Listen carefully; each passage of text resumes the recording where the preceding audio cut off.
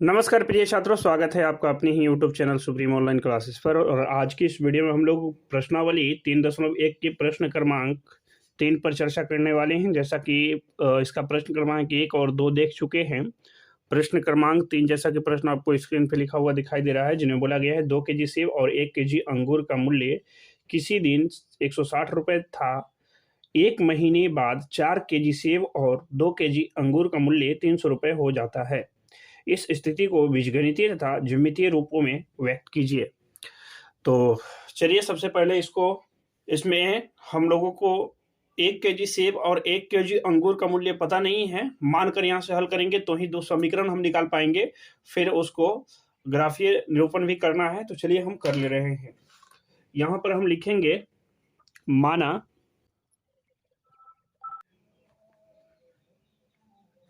1 KG सेब का मूल्य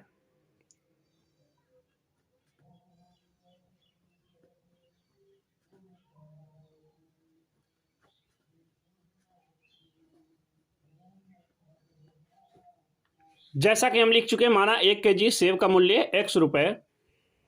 इसी प्रकार से हम आगे लिख लेंगे 1 केजी अंगूर का मूल्य,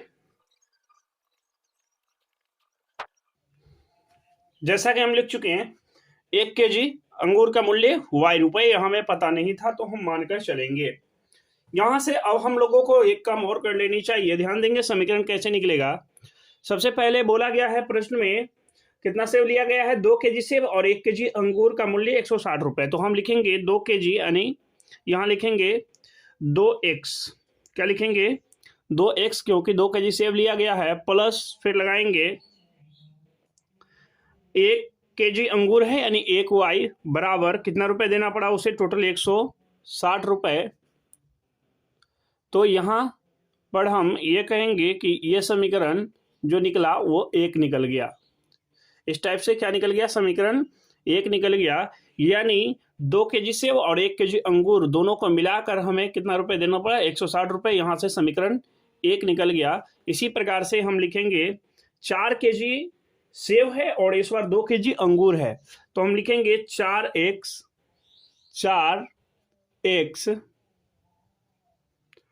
प्लस 2y बराबर कितना रुपए देना पड़ा? 300 रुपए। तो हम लिखेंगे 300 रुपए, है ना। सवाल को देखना है आपको, तो इसे हम समीकरण 2 का नाम दे देंगे। इस प्रकार से 4 केजी सेब और 2 केजी अंगूर से हमें टोटल रुपए जो देना पड़ा, इन्हें कितना रुपए देना पड़ा? 300 रुपए देना पड़ा। तो इस प्रकार से हम 2 समीकरण निकाल चुके हैं। अब इसे ग्राफीय विधि से हल करेंगे। तो चलिए ग्राफीय निरूपण कर ले रहे हैं। सबसे पहले समीकरण 1 को हम हल करेंगे। चलिए मैं दोनों यहीं पे कर ले रहा हूं। इधर समीकरण में 1 को लिख ले रहा हूं और इधर समीकरण 2 को। तो इधर मैं लिख ले रहा हूं समीकरण 1 से, और इस तरफ लिख ले रहा हूं समीकरण 2 से।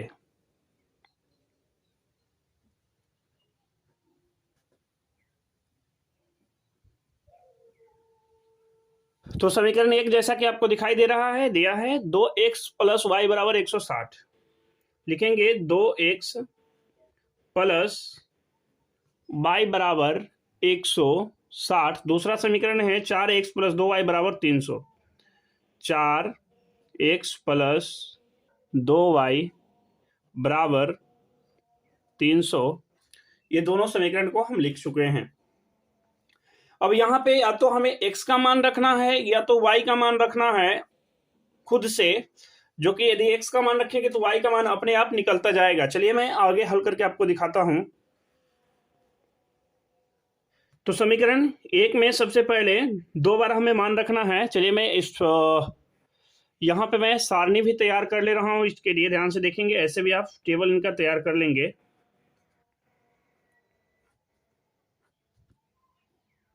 ये समीकरण 1 का टेबल मैं बना ले रहा हूं और इसके नीचे में समीकरण 2 का टेबल।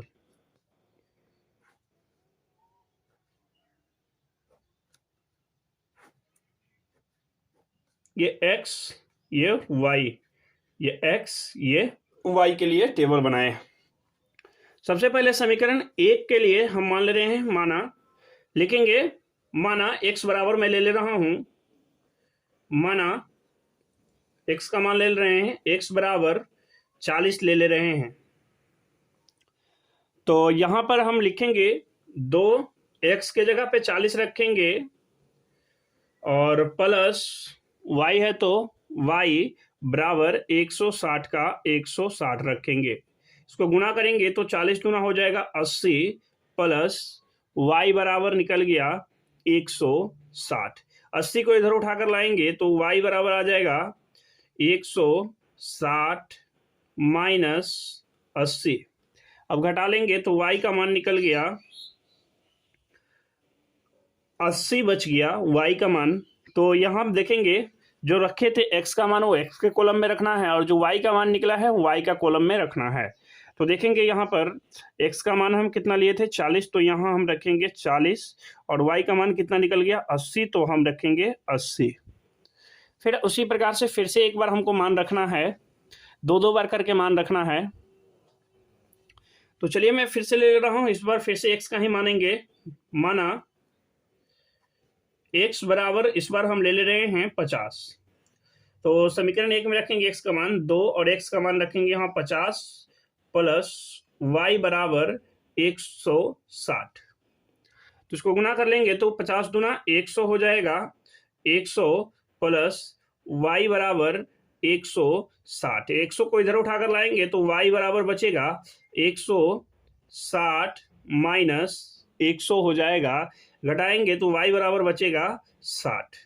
तो देखेंगे x का मान लिए थे 50, तो x के कॉलम में रखेंगे 50, तो y का कितना निकल गया, y का निकल गया 60, तो हम y की जगह पर रखेंगे 60। ये तो समीकरण 1 का काम हो चुका है। उसी प्रकार से अब हमें समीकरण 2 का काम करना है। फिर से हम समीकरण 2 में आ जाते हैं और जैसा कि आपको दिखाई दे रहा है, तो समीकरण 2 में फिर से हम इसमें भी x का ही मान रखेंगे, कुछ भी अपने मन से। तो लिखेंगे माना x बराबर हम रख ले रहे हैं इसमें इस बार 50। तो यहां देखेंगे 4 x की जगह पे रखेंगे 50 क्योंकि x का मान 50 लिए हैं, प्लस 2y बराबर 300 है, तो ऐसे ही रखेंगे, जैसे है सेम वैसे ही रखेंगे। अब 50 से 4 को गुना करेंगे तो 5 के 20 यानी 200 निकल गया, प्लस 2y का 2y बराबर 300 का 300। 200 को उठाकर इधर लाइए तो कितना हो जाएगा, 2y बराबर यहाँ 300 है तो 300 और बटे में आ गया, सॉरी माइनस में आ गया 200। और आगे यदि बात करें तो y बराबर बचेगा 100 बटे 2। ये जो 2 था y के साथ गुना में वो बटे में आ जाएगा। ये कुछ भी नहीं है, ये बटे लगाना चाहते थे पहले ही, है ना, ये कुछ भी नहीं है। तो कटाएंगे तो y बराबर निकल जाएगा 50। यानी x का मान हम कितना रखे थे, 50 रखे थे, तो x की जगह पे रखेंगे 50। दूसरा समीकरण के लिए ये कॉलम है ना, तो y का मान कितना निकल जाएगा, 50 निकल जाएगा, है ना। इसी प्रकार से फिर से एक बार मान रखना है इसमें हमें। तो चलिए मैं फिर से लिख ले रहा हूं, लिखेंगे माना x बराबर लिख लेंगे इस बार 60 ले रहे हैं। तो समीकरण है 4, तो 4 और x का मान 60 है तो यहाँ 60 रख लेंगे, प्लस 2y का 2y, यहाँ देखेंगे समीकरण को बराबर 300 है तो 300 रखेंगे, यहाँ 60 लिए x का मान। फिर उसी प्रकार से समीकरण में हम पुट कर दिए x की जगह पे, तो 6 चौके 24, 200 आ जाएगा 40 प्लस 2y बराबर 300।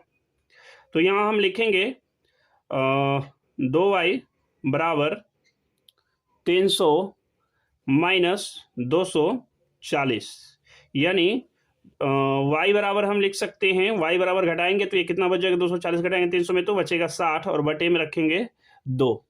तो कटा लेंगे यहाँ से तो कितना आ जाएगा, 30 आ जाएगा, यानी y बराबर आ जाएगा यहाँ से 30। तो y का मान निकल गया 30। सबसे पहले x का मान लिए थे कितना, उतना रखना है, 60 लिए थे तो यहाँ कॉलम में 60 रखना है, और y का मान कितना निकल गया, 30 निकल गया, तो यहाँ हम रखेंगे 30। इस प्रकार से यह पूरा होता है। अब हम बढ़ते हैं, इसको ग्राफीय निरूपण करके दिखाते हैं आपको। इस प्रकार से 2 हमको टेबल तैयार कर लेना है। तो दिखाई दे रहा है आपको, यहाँ पर देखेंगे सवाल पूरी तरह से ये है ना, ये जो हल अभी हम किए हैं। तो इस प्रकार से ग्राफीय निरूपण अब हम लोग आगे करते हैं इनकी।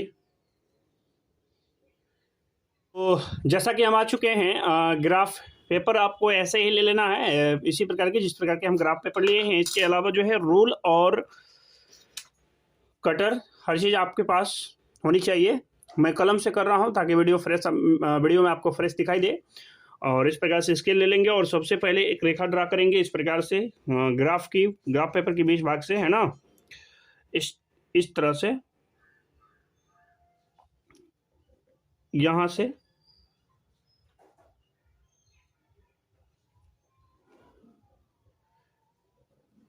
इस तरह से करनी है आपको। फिर यहाँ से यदि देख लेंगे अपने अनुसार से, फिर 20 से भी कर सकते हैं, या तो मतलब माइनस में संख्याएं हो, माइनस में ज़्यादा संख्या नहीं है तो आप यहाँ से भी कर सकते हैं।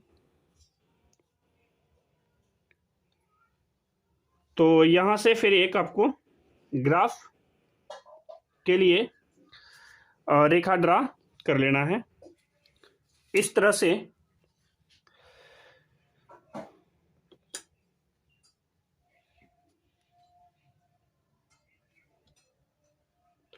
और इसको y अक्ष का नाम देंगे और इसे y डैश का, और इसे x का नाम देंगे और इसे x डैश का नाम देंगे, है ना। और यहाँ पे सभी के लिए जो है क्या होता है, ये मूल बिंदु होता है। यहाँ पे सभी के लिए ये मूल बिंदु होता है, यानी शून्य होता है यहाँ पर सभी के लिए। और यहाँ से देखेंगे कि अधिकतर संख्याएं जो दिया हुआ है वो देखना है हमें।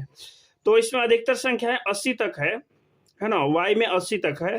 तो यहाँ पे हमें डिफरेंट करके बैठाना पड़ेगा, 1 2 3 यदि ये मोटा वाला रेखा पे यदि बैठाएंगे तो ज़्यादा हो जाएगा, इसलिए 10 का डिफरेंट करके मैं यहाँ पे बैठा दे रहा हूँ, है ना। और 1 2 3 का डिफरेंट करके बैठाएंगे इस पे, तो फिर इतना संख्याएं हो नहीं पाएगी।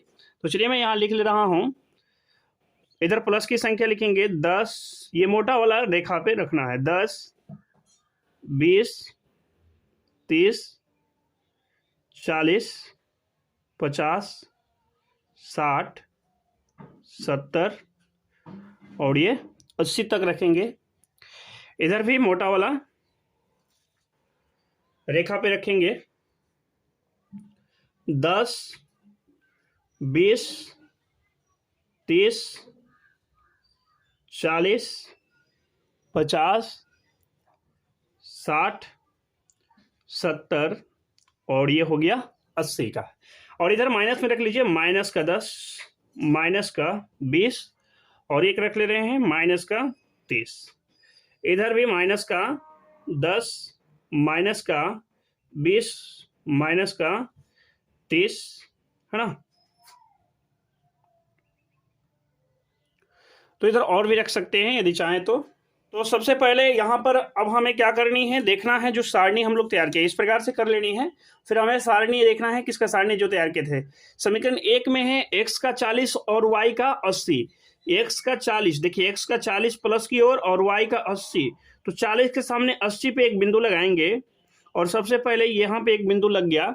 और इसका दूसरा जो है देखना है, दूसरा जो x का 50 है और y का 60 है, x का 50 के सामने y का 60 पे चलेंगे, यहाँ पे बिंदु लगा।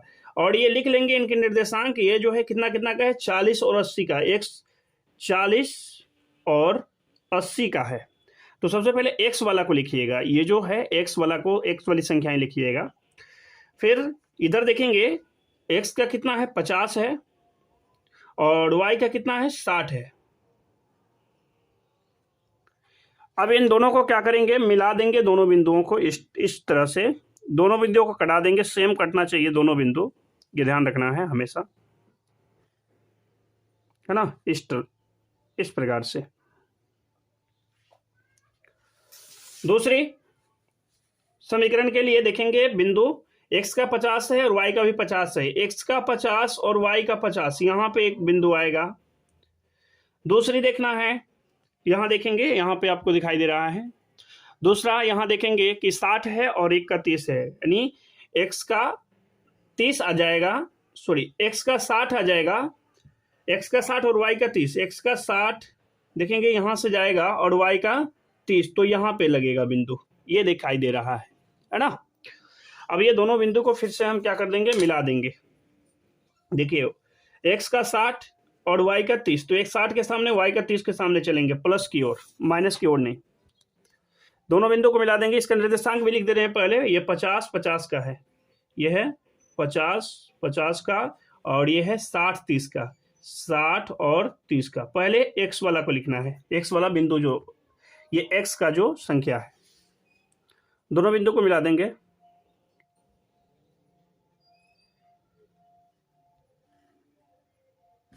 बन चुका है इस प्रकार से। अब यदि चाहें तो ये जो रेखा है जो दो बिंदुओं को मिला रहा है, इस पे चाहे तो समीकरण को भी, ये समीकरण दो का है, ये 1 का है, तो चाहे तो समीकरण को भी लिख सकते हैं, या नहीं भी लिखेंगे तो कोई दिक्कत वाली बात नहीं है। इस प्रकार से यह सवाल पूरा होता है और मिलते हैं इनका अगला सवाल में।